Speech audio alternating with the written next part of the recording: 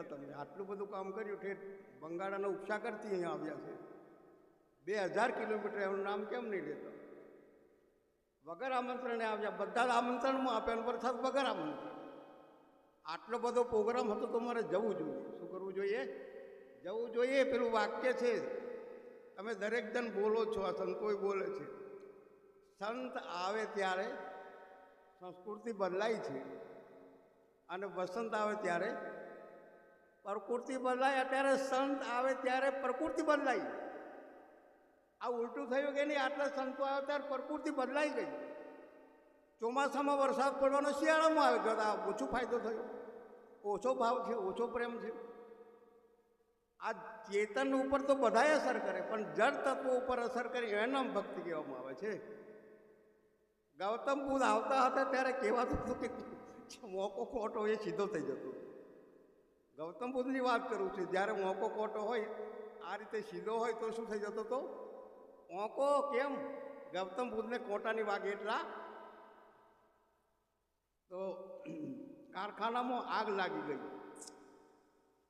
અચાનક જ ધાબું પડી ગયું અને 20 માણસો દબાઈ ગયા. હાય હાય થઈ ગઈ. શેઠ એકદમ બહાર પાડી દીધું. 20-20 લાખ દરેકને 20-20 લાખ રૂપિયા આપવામાં આવે છે, એમ બહાર પાડી દીધું.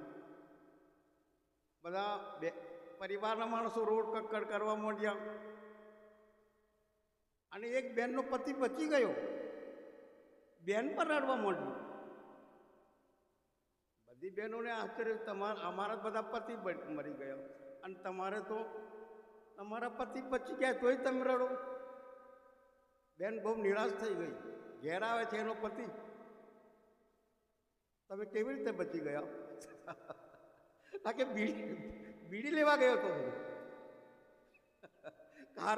જ્યારે કારખાનું પડ્યું ઉપરની ધાબું, ત્યારે હું બીડી લેવા ગયો એટલે બચી ગયો. પત્ની કહે છે, હાય હાય 20 લાખની કોટ જવા દીધી તમે. તમે તો પાગલ માણસ. તમને 10 વર્ષથી મેં કહેતી આવી કે ત્યાં બીડી છોડો, બીડી છોડો, પણ છોડી નહીં. અને આજે અમારી 20 લાખ ખોટી ખોટ ગઈ. તમે જો બીડી તો તમે છોડી દીધી હોત તો 20 લાખનો ફાયદો નથી જતો.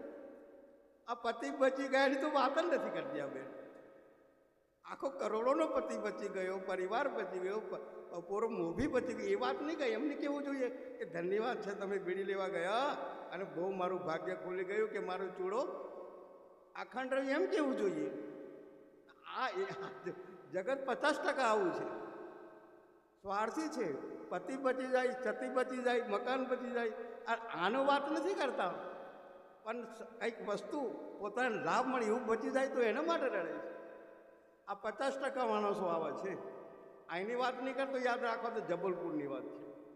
નહીં તો તમે સમજી છો કે અમારા ગામની જ વાત કરે છે, મોતીપુરાની. અહીંની બહેનો ભાઈ એવું નથી હોતા. અહીંના ભક્તો બીડી પીતા નથી એટલે એમની વાત જ નહીં. આ તો બીજા ગામમાં બીડી સિગરેટ, ગાંજો, અફીમ, ચરસ, ઝટપટ આવું તો કોઈ વાપરતા જ નથી. જ્યારે ઉપદેશ લીધો ત્યારથી જ નથી વાપરતા. આ તો કોઈ પાવાગઢની વાત છે, બીજા ગામની. ગૌતમ બુદ્ધ એલાન કરી દીધું, જાહેર કરી દીધું. ગૌતમ બુદ્ધની વાત કરું છું. ગૌતમ બુદ્ધ કેમ જાહેર કરી દીધું? 1 મહિનાની અંદર મારું મોત છે, કહી દીધું ચોખ્ખું. એક ભક્ત હતો, બહુ ભાવિક, ગરીબ માણસને ભાવિક ઘણું. આમંત્રણ આપ્યું ગૌતમ બુદ્ધને, અને એની પાસે સાકર નહોતું, કંઈ કોઈ કુંવર, ગિલોડા, દૂધી કશું જ નહીં. અને ચોમાસામાં ઉપડી ઉગી નીકળે છે આટલા ભરફોલા, તમે જાણતા હોય તો આટલા સફેદ ટોપ, શું કહેવામાં આવે ને, ચાલુ ભાષામાં ટોપ કહેવામાં. આ લઈ આવ્યા હતો ભરફોલા. એનું શાક બનાવ્યું, પુષ્કળ ઝેરી હતું, બહુ જ ઝેરી. ગૌતમ બુદ્ધ ભાવ નહીં બદલ્યો મોડાનો, હતું ઝેરી, ખાઈ લીધું. બસ બચર ખાઈ લીધું. ખાધા બાદ જાણી ગયો કે મને ઝેર ખવાયું છે. શિષ્યોને કહી કીધું ને કે આ માણસે શાક આનું બનાવ્યું છે, ખોટું લાગશે. અને મહિનામાં જાહેર કરી દીધું, મહિનામાં હું મરીશ. બધા સંતો એમની આજુબાજુ ફરવા માંડ્યા, એની પાસે રહેવા માંડ્યા. એમનો સત્સંગ સાંભળવા માંડ્યો, કેમ કે આખરી દિવસ હતો. એમની સાથે બેસે છે, સામે જ બેસે છે. પણ એક આનંદ નામનો શિષ્ય હતો, આનંદ. એ તો નહીં ગૌતમ બુદ્ધની સાથે બેસતો કે નહીં સંતોની પાસે.